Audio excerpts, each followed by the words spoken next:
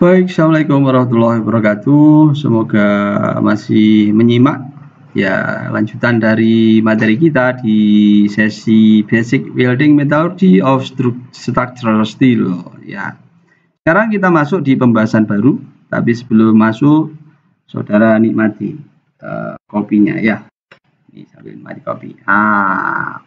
Cangkirnya mantap ya. Baik, saudara di rumah juga bisa menikmatinya. Di sini akan saya bahas ini kayaknya materi terakhir nih di sesi modul Basic Welding Methodology of Structural Steel, Wet Metal Microstructure. Wet metal microstructure in structural steel will quite different from that apparent plate. Ya, dengan beberapa argumentasi alasannya itu apa itu. Ya. Yang pertama adalah wet metal is not hot work like a plate and will have a solidification structure. Ya, wet metal is not hot work like a plate. Ya, jadi wet metal itu bukan seperti plat yang di hot work. Ya, dan will have a solidification structure, dan dia ya wet metal itu memiliki solidification structure, bukan hot work structure. 2. Austenite grain of hot weld metal usually large and elongated. Ya, austenite grainnya of hot weld metal usually besar dan elongated. Elongatednya tumbuhnya dari mana? Ya, dari batas solid liquid ke arah tengah. Tadi sudah di atas dijelaskan. Kemudian, the wet metal composition is different and it may contain many small oxide inclusion. Ya, different. Kenapa different? Karena dia gabungan dari komposisinya logam yang dilas, komposisinya elektroda, dan komposisinya mungkin dari flux atau elektroda wire-nya. The wet metal cooling rate usually much more rapid than that of plate after cooling. Ya, cenderung cepat biasanya. Nah, kemudian many type of microstructure may be observed, but typically one is shown in figure 40. Ya, tapi nanti lebih jelasnya saudara buka bukunya Pak Sindoku. Ya, welding metallurgy. Di sana secara rinci dijelaskan bentuk-bentuk dari struktur logam las. Atau bukunya Pak Badesia, Steel and Microstructure. Ya, itu sangat rinci penjelasannya. Itu menjadi bacaan saudara. Nah, when the austenite transform, ya, jika austenite transform, ferrite was initially formed at the grain boundaries and the existence of this ferrite fins is typical. Jadi di sini dijelaskan when austenite transform, ya, ferrite was initially formed, ya, ferritnya itu secara inisial ya sudah terbentuk di batas butir, ya, disebut dengan ferrite fins. A large number of small, ya, sebagian besarnya interlock grain of ferrite have also formed within the austenite grain. Ya, sebagian besarnya interlocking grain, ya, of ferrite ya juga terbentuk within the austenite grain, ya, di dalamnya itu, di dalam austenite grain.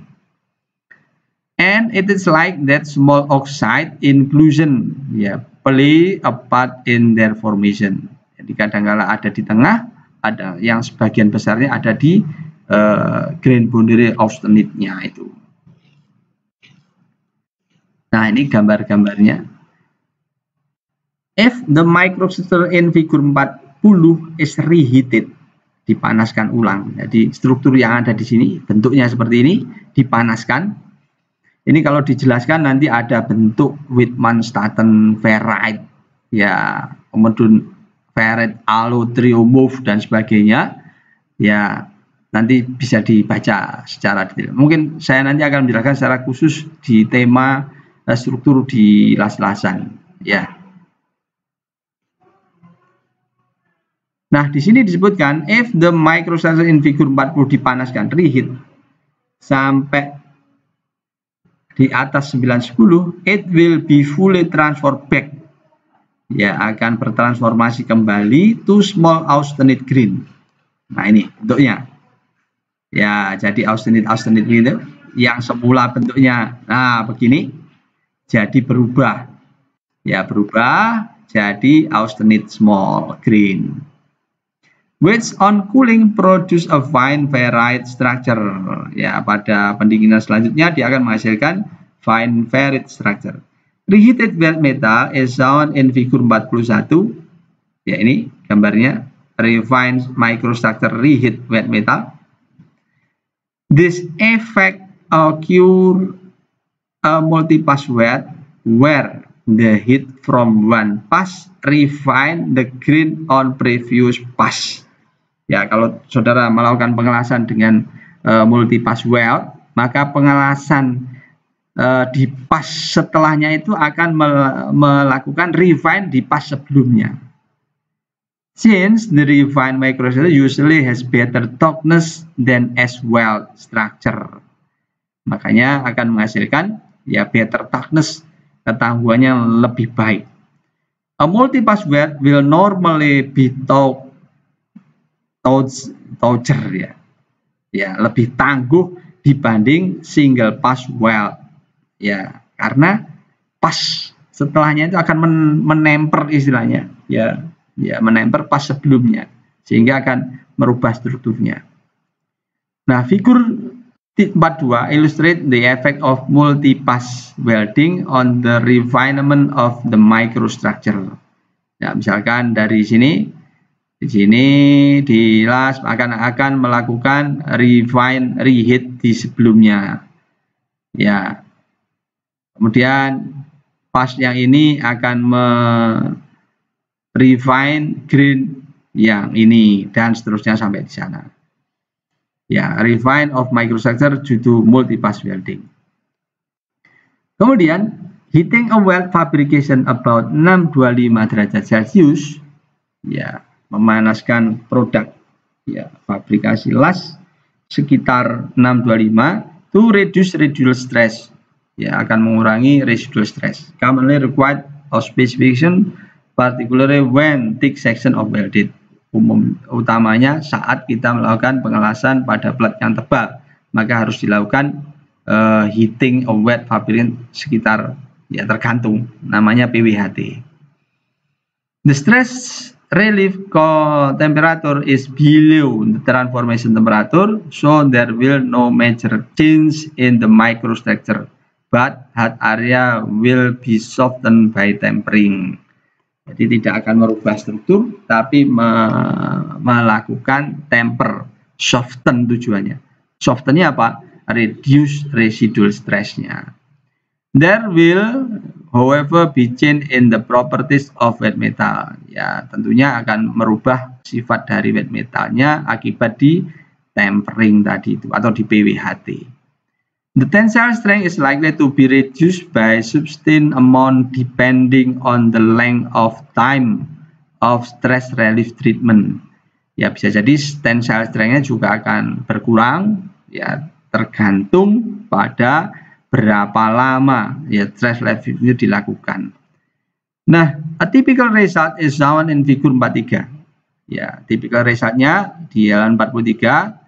Exact drop in strength will vary with the type of wet metal. Contoh, stress relief time-nya misalkan 1 jam 1 hari di sini 1 jam, 10 jam, 100 jam, 1000 jam. 1000 jam itu berapa hari? Ya, sekitar 8 hari ya, 8 hari. Nah, ini as well ya tensile strength-nya sekian. Kalau saya lakukan stress relief dipanaskan di 625 itu 1 jam, maka akan berkurang jadi sekian. Kalau 10 jam akan berkurang lagi. 1000 jam ya akan berkurang lagi. Nah,